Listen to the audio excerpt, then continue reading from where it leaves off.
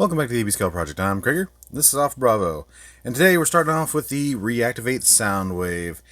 And this guy, if you didn't say it was Soundwave, I might think it's neat. But as it is as a Soundwave, it's okay. I need to turn around here, see a massive backpack back there. And, the hollowness they tried to fill with vehicle bits, so it's not too hollow. But overall, it's just that backpack and the very skinny limbs. Because it's kind of detract from the overall look. The head is slightly Soundwave-ish. Enough to give you a hint of a Soundwave. This did come with the Optimus Prime that we've already covered in the 2-pack.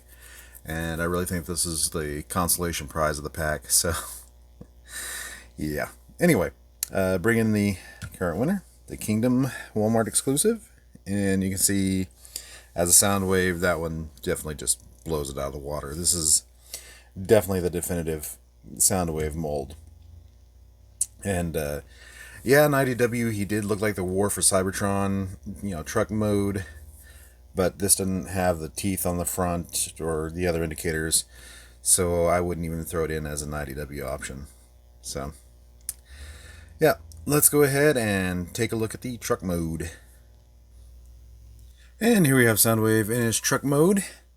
He's got his radar dish up there, and you can mount his guns on there. Rolls really well, actually. So, yeah, lots of little details picked out. None of them picked out in paint, except for like the door handle and windows, but there's a lot of detail in there. So, not too bad. You can see some of the hollowness come out on bottom. You definitely tell this the legs down there. Feet out the back. But overall, this is probably the best mode for him. Alright, let's bring in the Earthrise.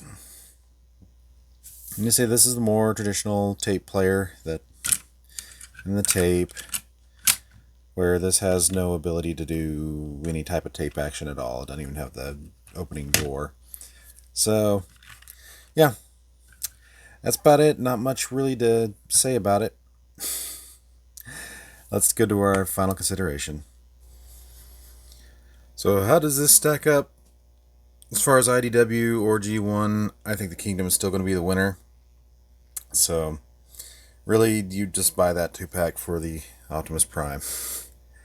What I'm probably going to do with it, I'm probably going to pop the head off of it and put it on Earthspark Bumblebee here and repaint it all blue and make a boss out of him. Alright, let's go on the next one. Next we got the Studio Series Concepts Bumblebee Megatron, and he looks really cool. I really like this. I didn't think I was going to like it as much as I do, but I really do.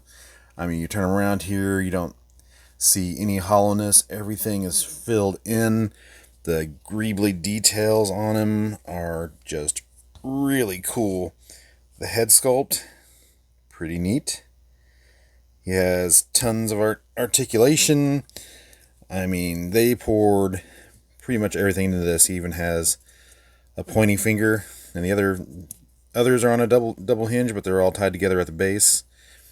So, yeah, we get a pointy hand on both hands, tons of articulation. He's got a good forward flex. It's really good. I really like it.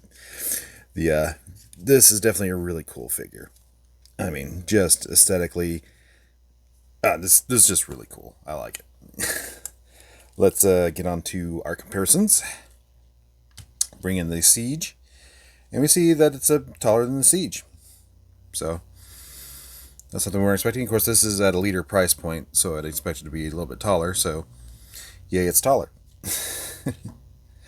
And just a comparison, we'll bring in the old Voyager, and we see this is actually the old Voyager size. So that's it. We're paying leader prices for the old Voyager size. So, yeah. But anyway, but still, just the look of it. Just as a static figure, just tons of dynamic that you can do, things you can do with him. He's just, Oh, it's just so cool. Anyway, let's go into his multiple modes. And here we have Megatron in his tank mode, and it passes. You can tell it's definitely a robot wrapped around in a tank shape. But the turret moves, his thing comes up there. But yeah, there's no wheels to speak of, so it's all just, static there. But not too terrible. And one thing with his gun is blast effect compatible, so I'm glad they kept that up. I mean, I think, yep, you can even put them back here on those little nubs back there, so pretty cool. I'm glad they carry that on. I'll always be glad they carry that on. That's the correct position. Because that's probably my favorite gimmick that they've done, honestly. I mean, you don't lose parts when you touch a button wrong, and it looks good. It makes for a really good dynamic picture, so yeah. Anyway, bringing the siege tank. Trying to get them both in the view, and you can see really comparable in size, actually. The Studio Series, compacts a lot. So yeah, I mean, this is more of a battle tank, where this is more of a mobile howitzer.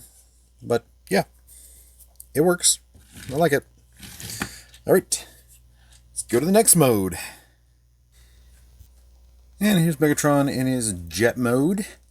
And this might not be 100% to the instructions, but I like this configuration. So, yeah. You see the arms down there, and that's the only thing that really gives it away as a robot. I think it's pretty strong mode. I mean, it's not as badly a robot wrapped around itself to form something. This actually looks kind of like a sci-fi fighter, so yeah. Not too bad. We'll bring in Siege Mags for a comparison again. And you see, more spread out this time than elongated, or compact as the tank was. But yeah, I like it. It works. Alright, let's go on to a bonus mode. And last up, you have his submarine mode. I mean, that's pretty much gun mode. So it's pretty cool. You put out have a decent grip on him. Yeah, it looks pretty neat from this angle. That angle, not so much. But from this angle, it looks pretty convincing. And I can thank Prime versus Prime for the instructions on how to get here. But yeah, it's pretty neat. But this is a very malleable figure. I mean, you could make up several different, and people have made several different alt modes, but this is probably the most fun alt mode that I saw, so I thought I'd share it.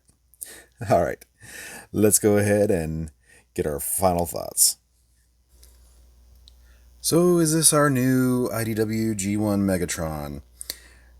No, just because the look isn't anything that was in IDW or G1. It's too tall for the current siege scale. And yeah, it's just based off of the concept art for the Bumblebee movie. So, while it does fail our qualifications, I am still going to find a place to put this guy on my shelf, because he just looks so good. I mean, he is well worth owning. He just looks so cool. And plus, multiple modes.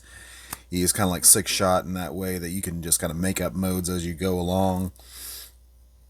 So it's just a really cool figure, and definitely call it a mini masterpiece.